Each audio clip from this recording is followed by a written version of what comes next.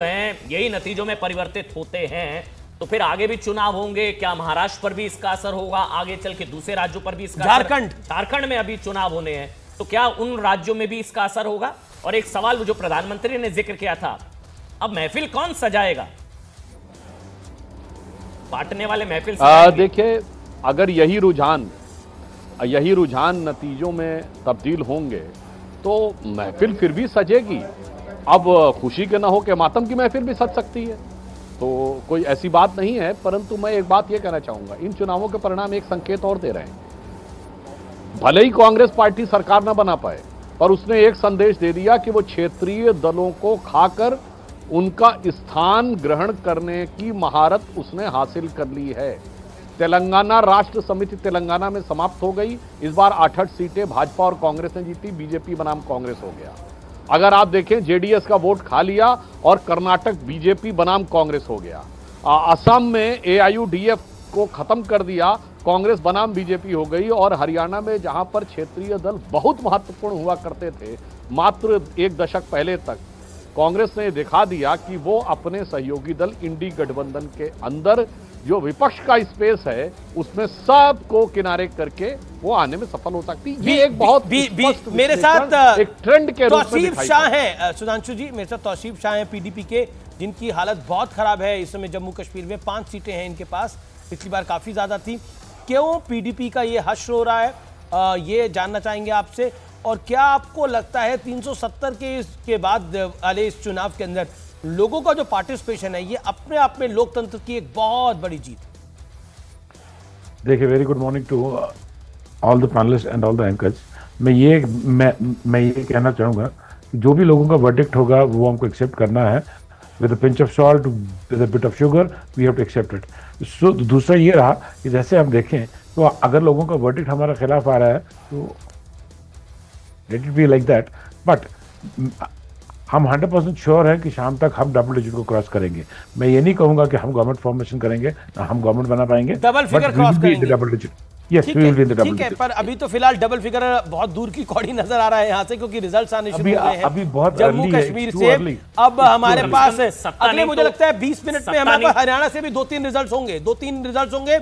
कई जगह 8वें राउंड की काउंटिंग शुरू हो गई है। देखिए, काउंटिंग जब शुरू होती है तो बहुत धीरे शुरू होती है, लेकिन अब होती है ईवीएम से तो राउंड्स कैसे निकलते हैं पता नहीं लगता है। और हरियाणा में छोटी कॉन्स्टिट्यूएंसीज हैं, कई राउंड सिर्फ वहां पे 9 या 10 हैं और मैक्सिमम 15-16 की राउंड है। तो इसलिए कांग्रेस के प्रदेश अध्यक्ष उदय भान लगातार आगे चल रहे हैं, भूपेंद्र हुड्डा आगे चल रहे हैं, नायब सिंह सैनी अपनी कॉन्स्टिट्यूएंसी में लगातार आगे चल रहे हैं, अनिल विज पीछे चल रहे हैं, लेकिन मार्जिन बहुत कम है अनिल विज का, जिससे वो पीछे चल रहे हैं। लेकिन यहाँ पर हरियाणा में जो मैजिकल फिगर 46 वो हो गया है अभी रुझानों के हिसाब से। भारतीय जनता पार्टी को बहुमत जो है वो लगभग मिल गया, 47 है। और देखिए, अन्य में भी जो सावित्री जिंदल जीत के आ रही है वो बीजेपी के खेमे आप में लगाइए। गोपाल कांडा अभी भी पीछे चल रहे हैं शायद, लेकिन अगर गोपाल कांडा आगे होते तो वो भी। हमारे सहयोगी नायब सिंह सैनी के घर से मौजूद हैं। इंपॉर्टेंट घर हो गया नायब सिंह सैनी का। सुबह तक हुड्डा का घर इंपॉर्टेंट था, अब नायब सिंह सैनी का। 47 सीटों पर बीजेपी इस वक्त ये है 47 सीटों पर बीजेपी, भारतीय जनता पार्टी अभी के हिसाब से single largest party, clear mandate.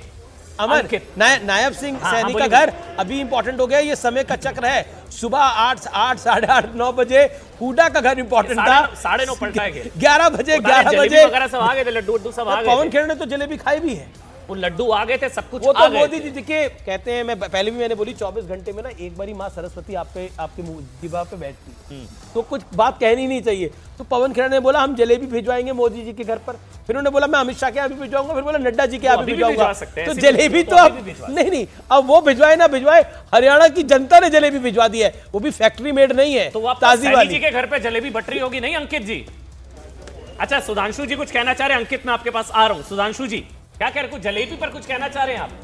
फिर अंकित में आ रहा हूं, दिखाइएगा वहां जलेबी तो नहीं बट रही है कहीं। सुधांशु जी, मैं जलेबी पे ये कहना चाह रहा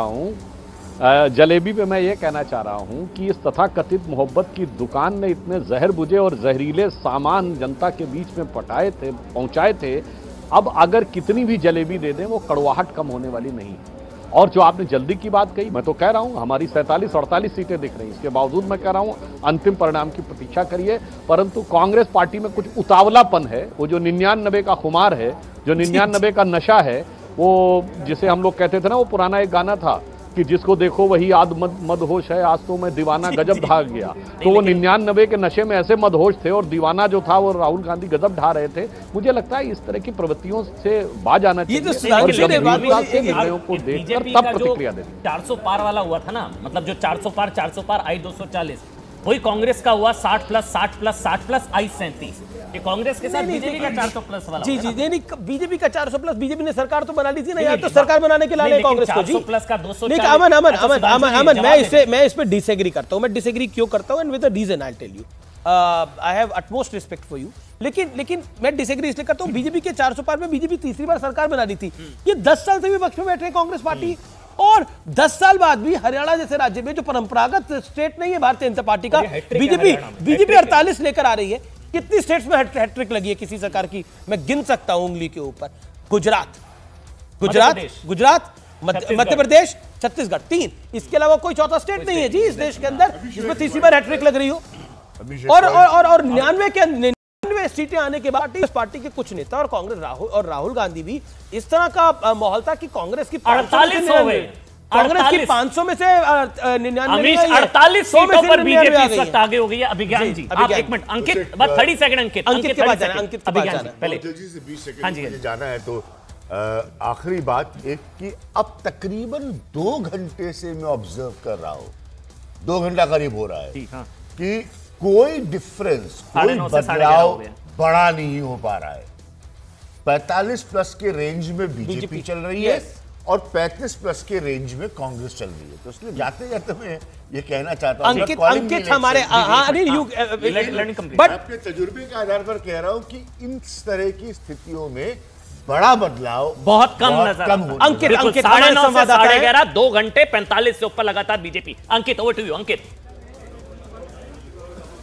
बिल्कुल हम नायब सैनी के घर पे मौजूद और आप देख सकते हैं कि समर्थकों की भारी भीड़ यहां मौजूद है और समर्थक पहुंचने शुरू हो गए हैं, क्योंकि जो माहौल बना है, जो ट्रेंड दिखाए गए हैं, उसके हिसाब से अब जो समर्थक है उनको लग रहा है कि भारतीय जनता पार्टी इतिहास रचने जा रही है। क्योंकि एक इतिहास ये भी है कि जिसकी सरकार केंद्र में रहती है, हरियाणा में भी उसी की सरकार रहती है। एक बार फिर से वही होता हुआ दिख रहा है। कुछ लोगों से बात करते हैं, क्या कहना चाहेंगे? जो केंद्र में सरकार होती है वही हरियाणा